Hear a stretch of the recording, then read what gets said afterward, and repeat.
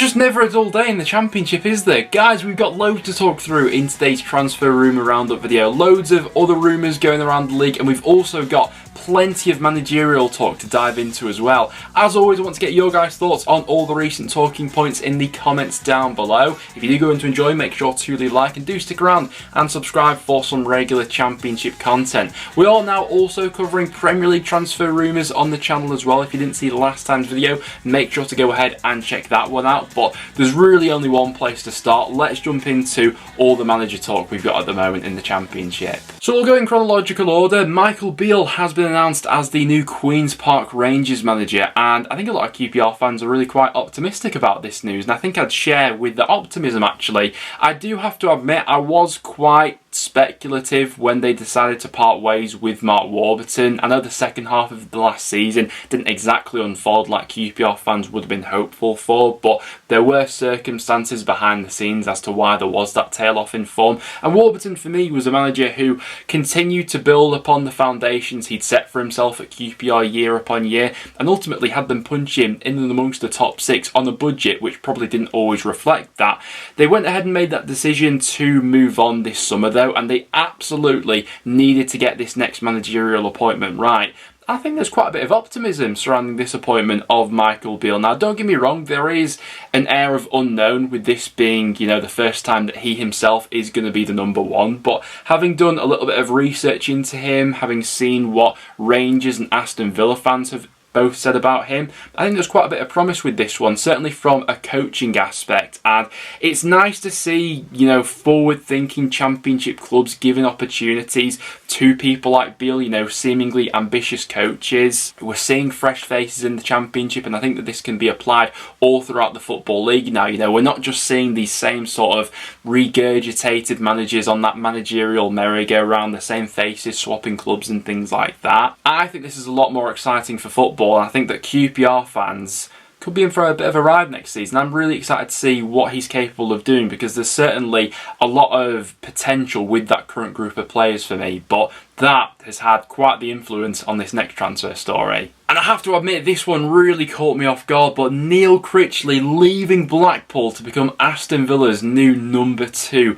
next to Steven Gerrard. I was absolutely gobsmacked when this news came out. Now, Critchley last season was probably up there in and amongst the conversation for, you know, Championship Manager of the Season. Consistently over the last 2 years with Blackpool, he's had them punching above their weight in terms of the promotion last time around, this season being comfortable in the Championship. They were never really threatened by relegation at any stage, were they? They were comfortable mid-table, and even at one point looked like they may threaten the top 6. There's no doubt that Neil Critchley's stock is at an all-time high at this point in time, and maybe from a career perspective he saw this as the next jump up, but I have to admit I am a little bit surprised going from that number 1 job to the number 2. But from Critchley's point of view, he's getting his foot in the door in a Premier League club. You know, next to Gerrard, Aston Villa themselves have already shown their ambition of where they want to go with the signings they've made in this transfer window so far. And maybe there could have been the feeling from Critchley of thinking, how much further can I take this Blackpool side perhaps? You know, if there isn't to be that funding coming into the squad this season, likely with Josh Bowler to leave. You know, there was a story about Blackpool not willing to sort of pay the fee for Charlie Kirk to get him on a permanent basis. So maybe that's me reading a little bit too much into it, but Blackpool have really been left stranded here heading into this next season, because they absolutely need to get this next managerial appointment spot on. I think that if we were to stack Blackpool's squad up to everyone else in the Championship, there's no doubt in my mind that Neil Critchley had them punching above their weight, and he himself was valuable for, you know, several league positions that Blackpool found themselves in. So right now I think that a few Blackpool fans might be nervously looking over their shoulders actually, after what was such a promising first season back in the Championship. I'm very interested to know what the sort of long-term goal is for Neil Critchley, if it is that coaching side that he's just more of a fan of. You know, there's no doubt going to be a massive wage bump that he's getting going to Aston Villa, moving to a Premier League club as well. But is the long-term goal for Critchley still to be a number 1? And maybe this will facilitate him in going ahead and doing that, and maybe getting another number 1 job a little bit further up the food chain in terms of the EFL. But yeah, that news really took me by surprise. Blackpool fans, what was your reaction to this one, and who would you like to see coming in as the replacement? Because as Blackburn have shown with how long they've taken in their process to go ahead and replace Tony Mowbray, there's not really all too many candidates out there at the moment, unless you are willing to pay big compensation for a manager who's already in the job. And then the last one on managers for this point in time, Vincent Kompany to Burnley has seemed like a wrapped up deal for quite some time now, but as of recording, we're still yet to get any sort of confirmation on this one actually being done. Now, there are potentially a couple of sticking points as to why this could be the case. Obviously, Kompany will need to get a visa and them sort of things, and reportedly so, he's also still trying to sort out his backroom staff and who will be coming into the job alongside him, and so that is delaying this one, reportedly so, but everything points towards Kompany being the Burnley manager for next season, which I'm also really excited about, I have to say. That's the manager news we got going around the Championship at the moment though. QPR, Burnley and Blackpool fans, I want to hear from you in the comments down below. Now, without any further ado, let's hop into some rumours. And we'll start out with the Lucas Joao news, because plenty of Championship clubs have already been linked to the Reading forward. Middlesbrough, Burnley and Nottingham Forest currently being talked about. Now, Middlesbrough, as we discussed on the last transfer rumour roundup video, are after a striker. That's pretty obvious. They've been linked to every name under the sun recently, but I do think there could be something in this one for Lucas Joao. Reading themselves are in a little bit of an awkward situation with him, really, because if they're looking at Joao as a saleable asset, I believe he's got 12 months left in his contract. This is the summer to get the most out of him in terms of a potential return of money actually coming into the club.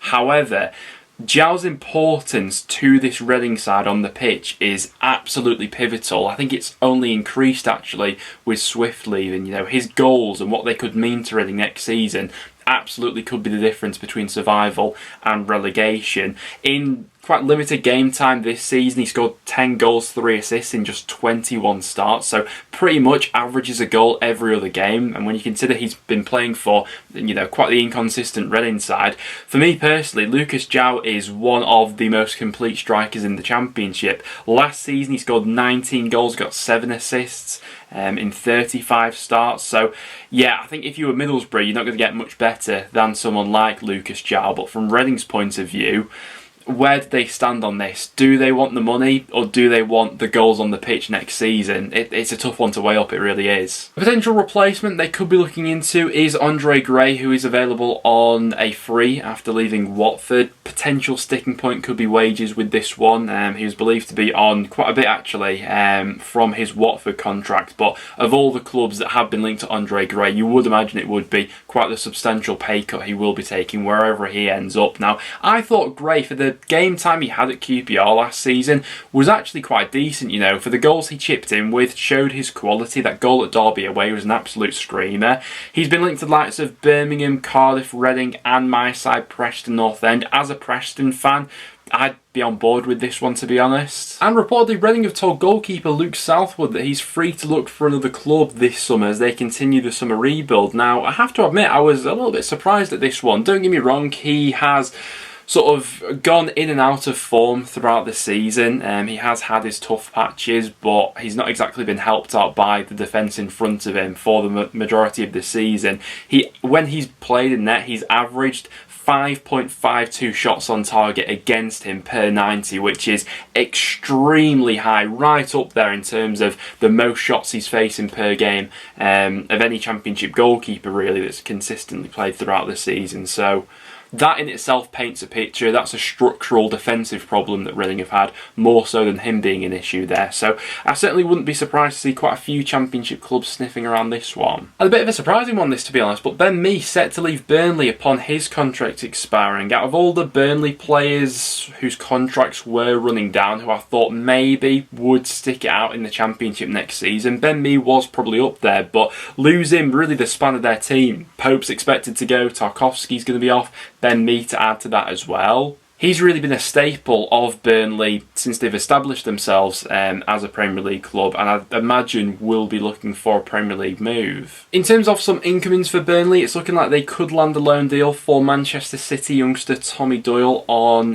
loan for this season. Thought he did quite well actually for Cardiff in his loan spell there last season. 17 starts, 2 goals, 3 assists in the second half of the season. Showed some nice touches and would add a little bit of creativity to Burnley in the middle of the pitch. Some quite interesting news coming out of Stoke reportedly. So they are trying to tie down Joe Allen to a new contract with his deal set to expire this summer. We have had previous interest from Swansea especially, obviously the obvious link I suppose because of his previous ties there. But it'll be interesting to see what the future holds for Joe Allen. It looks as if Huddersfield are moving in for a deal for Will Boyle. It will actually be a return to Huddersfield. He came through the youth ranks there, only made a couple of appearances for them in the Championship and left in the 16-17 season. He's since been playing his football at Cheltenham where he's made quite the name for himself. 26 years old now. 6'3" centre half. Both Sunderland and Sheffield United are looking into the possibilities of getting Deon Sanderson on loan for this season. He's had quite a few loan spells out in the Championship for Cardiff